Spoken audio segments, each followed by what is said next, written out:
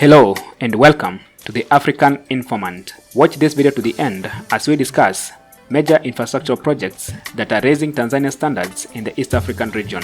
In the past 5 years, East African nations have increased their investments in infrastructure projects, with Tanzania leading the way in terms of the amount invested and the number of projects being undertaken in the country.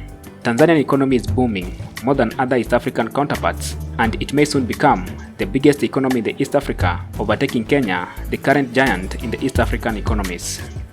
Here are the 10 mega development projects being undertaken by the government of Tanzania that are contributing to its economic boom. Number 10. Liquified Natural Gas Processing Plant in Lindi. The Kigongo Mchinga Liquified Natural Gas Project, also known as the Tanzania Liquified Natural Gas Project, is a planned $30 billion liquefied natural gas processing plant to be situated in the Indian Ocean. The project is carried out by the Tanzanian Petroleum Development Corporation, the Tanzanian government, and a number of foreign energy firms, including Equinor and Shell. Ultimately, in March 2023, Tanzania's Minister of Energy, Honorable January Makamba, declared that the LNG project talks with Shell and Equinor were over and that the contracts were now being formed. Number 9. Kigongo Busisi Bridge. Construction of the Kigongo Busisi Bridge, also called Mwanza Gulf Bridge, is a world-class bridge project that is being funded by the Tanzanian government. With a target completion date of February 2024, construction of the bridge kicked off in 2020.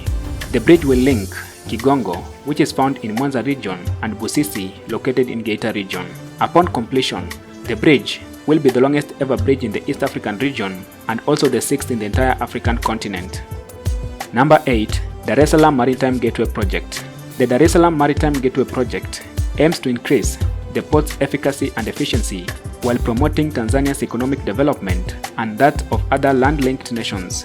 The Dar es Salaam port serves a variety of purposes. It is the main port of the nation, handling more than 90% of the volume of imports and exports. It serves as a gateway to the central and northern regions of Tanzania, as well as Malawi, Zambia, the Democratic Republic of the Congo, Rwanda, Burundi, and Uganda. A coalition of development partners, including Trademark East Africa, the United Kingdom, and the World Bank, through the International Bank of Reconstruction and Development, in collaboration with the government of Tanzania, the Tanzanian Port Authority, and other public and private stakeholders, are all involved in the port's expansion project. Number 7. Julius Nyerere Hydropower Project. The Julius Nyerere Hydropower Plant, the biggest in the East African community, is being built in the East African region across the Rufiji River. The station will generate 5,920 gigawatts of electricity yearly and have an installed capacity of 2,115 megawatts. A brand new 400 kilovolts high voltage power line will be used to transport the generated energy to a substation where it will be incorporated into the country's electrical grid. The government-owned Tanzania Electric Supply Corporation, TANESCO, is the owner and manager of the project. It is anticipated to increase access to reasonable priced electricity, which will spur economic growth and draw investment to the nation. Number 6. New Dodoma Msalato International Airport. In accordance with the Tanzania Development Vision 2025, the Msalato International Airport Building Project is a component of Tanzania's 5-year development plan. It was created as a result of the inadequate airport infrastructure, which hinders the growth of markets, companies, and the industrial sector, as well as job generation. Economic growth is anticipated to be aided by the proposed intervention, which is crucial for the sustainability of services that the Tanzanian government offers to its residents. The project entails building a brand new international airport with passenger terminal, runway, aviation navigational aid, and related operational services, particularly a fuel distribution business, water supply system, electrical distribution stations, and firefighting equipment. The new airport is expected to unlock benefits from the country's economic integrations with its regional neighbors and beyond by improving transit connectivity from the city of Dodoma, which is strategically positioned. The project consists of 4 main parts, including airport civil works, firefighting vehicles and air navigation equipment, institutional capacity building, and project management, audit, monitoring, and evaluation. Number 5. The East African Crude Oil Pipeline Project. The East African Crude Oil Pipeline Project, EACOP, is a pipeline that will move crude oil from Uganda's Lake Albert oil fields to Tanzania's port of Tanga, where it will be marketed to international markets. people and animals will be able to easily traverse the pipeline wherever it is located because it's buried, and once topsoil and vegetations have been re-established.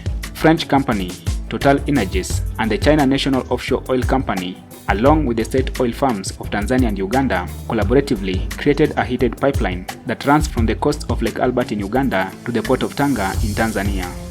Number 4. The Rusoma Hydropower Project. The governments of the Republic of Burundi, the Republic of Rwanda, and the United Republic of Tanzania are working together to create the regional Rusoma Falls hydroelectric project through a company called Rusoma Power Company that is jointly owned by the countries. A tripartite agreement, which was signed on February 16, 2012, allowed the three countries to engage in a collaborative development.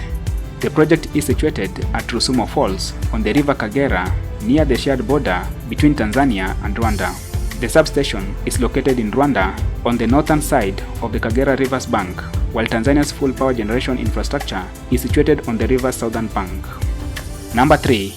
Bagamoyo Port and Special Economic Zone. Tanzania has announced plans to work with the China Merchants Holding International and the State General Reserve Fund of Oman to restart the 10 billion Bagamoyo Port project, which has been dormant for years. Tanzania and China Merchants Holding International inked a contract in 2013 to build a port and a special economic zone with the goal of making Tanzania a commercial and transportation center to compete with its neighbors.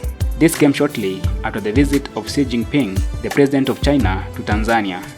The government of the late President John Magufuli, however, had claimed that the terms put forth by the investors were economically unsound. The conditions of the agreement were heavily criticized by the late President John Magufuli as being exploitative and unpleasant. However, under the new government of President Samia Suluhu, the government has revived the project and the construction process is expected to restart this year 2023. Number 2. Tanzania SGR Project. The construction of standard gauge railway to replace the outdated, ineffective meter gauge railway system is now being carried out by the Tanzanian government to increase the nation's rail network. Unlike the present meter gauge railway, the SGR railway can transport huge cargoes at a rapid speed. The SGR in Tanzania can move people and freight at a speed of 160 km per hour and runs on electric locomotives. The SGR will connect Tanzania from the port of Dar es Salaam on the Indian Ocean to the port of Mwanza in the northern Tanzania on the bank of Lake Victoria, and from there to the neighboring nations of Rwanda, Burundi, and the Democratic Republic of the Congo. Number 1. Mtwara Fertilizer Plant. Tanzania has made progress towards building $1.5 billion fertilizer plant after giving German company Helm AG land for the project in the Mtwara coastline. 400 hectares has been assigned after landowners received compensation, according to Energy Permanent Secretary Justin Mtalikwa. The site's infrastructure is already being upgraded by the local administration. The facility is anticipated to produce 3,850 tons of urea and 2,200 tons of ammonia annually. The fertilizer facility will be jointly owned by the Tanzania Petroleum Development Corporation, German Ferrosteel Industrial Project, Danish Haldo Topsoil AS, and Pakistani Fauji Fertilizer Company Limited. Thank you for watching this video to the end. Be sure to like, share, and subscribe as I bring you more information on the African continent, people, and culture.